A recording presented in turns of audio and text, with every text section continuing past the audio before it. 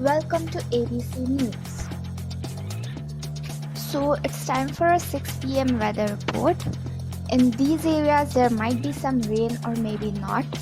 Many butterflies were seen in New York, so we may have hurricanes in Tokyo or Paris or anywhere on this map in 2-3 years. But what do butterflies have to do with hurricanes?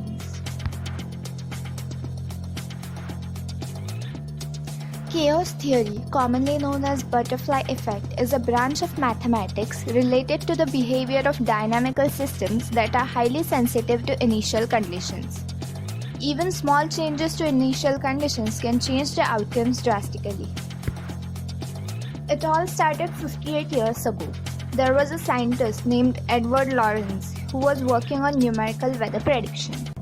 He relied on his computers to do all the predictions using the data like temperature, airflow, etc. One day he entered a specific data on his computer, Royal McBee, and instead of the expected result, a different forecast was seen.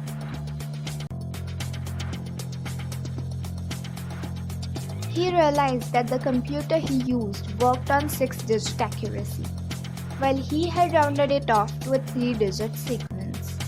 Such a small figure changed the weather simulation completely, whereas it shouldn't have had any kind of effect. Another example of a chaotic system is a double pendulum. Two simple pendulums whose displacement is easy to predict by some simple equations are connected to form a chaotic system. This is how the motion of a double pendulum looks like. We can't exactly replicate the same motion practically because it's not possible to know the speed of air or the dust particles on pendulum, etc., let alone duplicate it. It looks pretty random, but it is not. It does follow the laws of physics.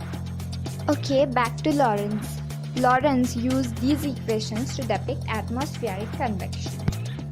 The graph of the two slightly different values put in the equations taken with time turns out to be somewhat like this. At first, not much difference is seen, but as the time progresses, the two lines differ considerably. Now you know why you can't predict the weather accurately beyond 2-3 weeks, let alone years. The weather is a chaotic system, okay? There are too many dust particles and too many butterflies to make a meaningful prediction beyond a week or two. The sensitivity to initial conditions is just way too high.